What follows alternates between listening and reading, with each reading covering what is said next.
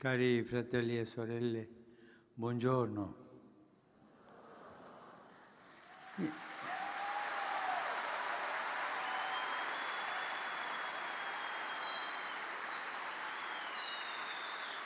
Il brano del Vangelo di Luca che abbiamo ascoltato ci presenta un miracolo di Gesù veramente grandioso, la resurrezione di un ragazzo. Eppure il cuore di questo racconto non è il miracolo, no, ma la tenerezza di Gesù verso la mamma di questo ragazzo. La misericordia prende qui il nome di grande compassione verso una donna che aveva perso il marito e che ora accompagna al cimitero il suo unico figlio. È questo grande dolore di una mamma che commuove a Gesù e lo provoca al miracolo della resurrezione.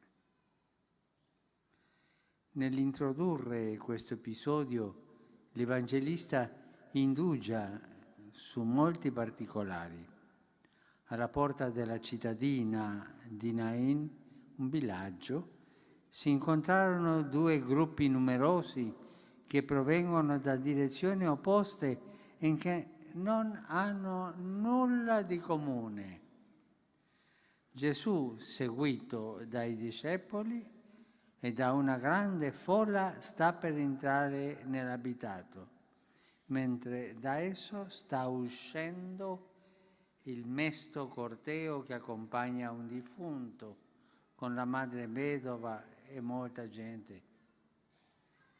Presso la porta i due gruppi si sfiorano solamente andando ognuno per la propria strada.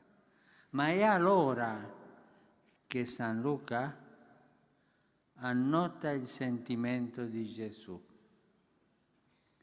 Vedendo la donna, il Signore fu preso di grande compassione per lei e le disse: non piangere.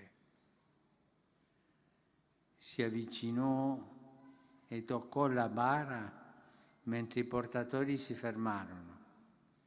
Grande compassione guida le azioni di Gesù. È Lui chi ferma il corteo toccando la bara e, mosso dalla profonda misericordia per questa madre, decide di affrontare la morte, per così dire, a tu per tu. E l'affronterà definitivamente a tu per tu sulla croce. Durante questo giubileo sarebbe una buona cosa che nel varcare la porta santa, la porta della misericordia, i pellegrini ricordassero questo episodio del Vangelo, accaduto sulla porta di Nain. Quando Gesù vide questa madre in lacrime, essa entrò nel suo cuore. Alla porta santa ognuno giunge portando la propria vita con le sue gioie e le sue sofferenze, i progetti e i fallimenti, i dubbi e i timori, per presentarla alla misericordia del Signore. Stiamo sicuri che presso la porta santa il Signore si fa vicino per incontrare ognuno di noi, per portare e offrire la sua potente parola consolatrice. Non piangere. Questa è la porta dell'incontro tra il dolore dell'umanità e la compassione di Dio. E pensiamo a questo, un incontro fra il dolore dell'umanità e la compassione di Dio.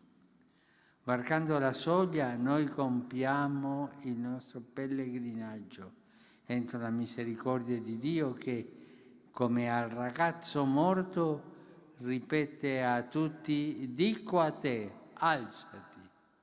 A ognuno di noi, alzati. Dio ci vuole in piedi, ci ha creati per essere in piedi.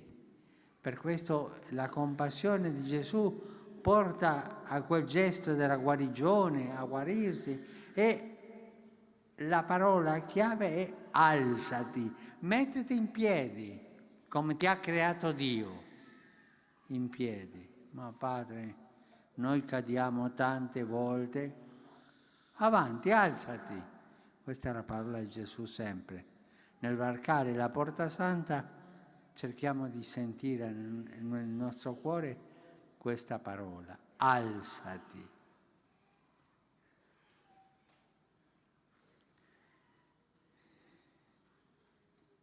La parola potente di Gesù può farci rialzare e operare anche in noi il passaggio dalla morte alla vita. La sua parola ci fa rivivere, dona speranza, rinfranca i cuori stanchi, apre a una visione del mondo e della vita che va oltre la sofferenza e la morte. Sulla porta santa è inciso per uno l'inesauribile tesoro della misericordia di Dio. Raggiunto dalla porta di Gesù, il morto si mise seduto e incominciò a parlare, ed egli lo restituì a sua madre.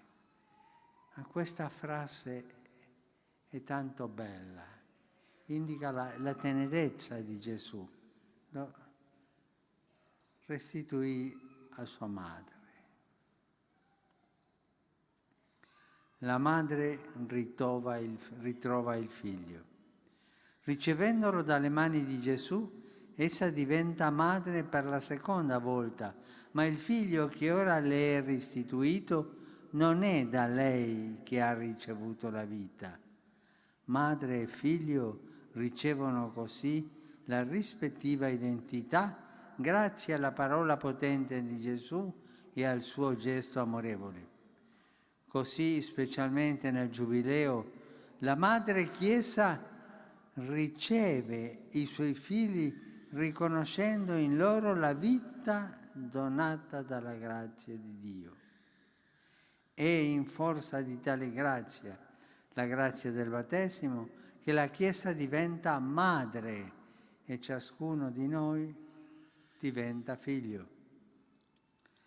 Di fronte al ragazzo tornato in vita e restituito alla madre, tutti furono presi da timore e glorificavano Dio dicendo: un grande profeta è sorto tra noi e Dio ha visitato il suo popolo.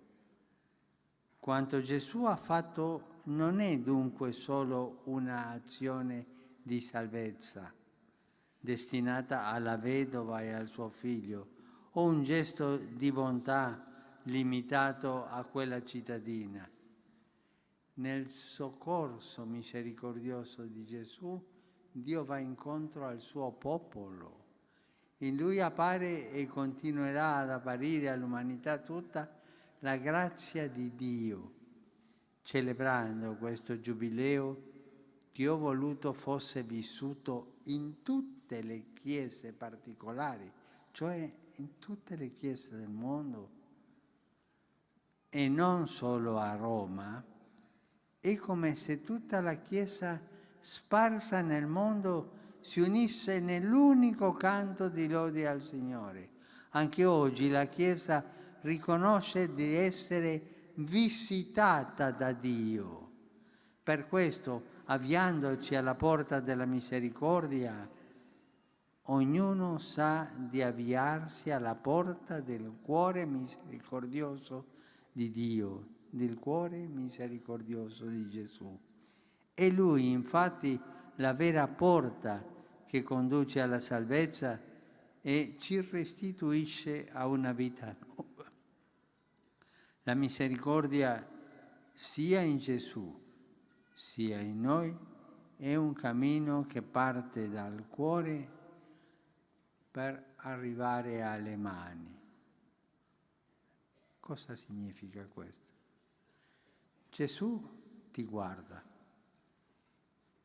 ti guarisce con la sua misericordia, ti dice alzati e il tuo cuore è nuovo. Ma questo del cammino del cuore alle mani, sì. E io che faccio adesso? Col cuore nuovo, col cuore guarito da Gesù, faccio le opere di misericordia con le mani e cerco di aiutare, di curare a tanti che hanno bisogno. La misericordia è un cammino che parte dal cuore e arriva alle mani, cioè alle opere di misericordia. Grazie.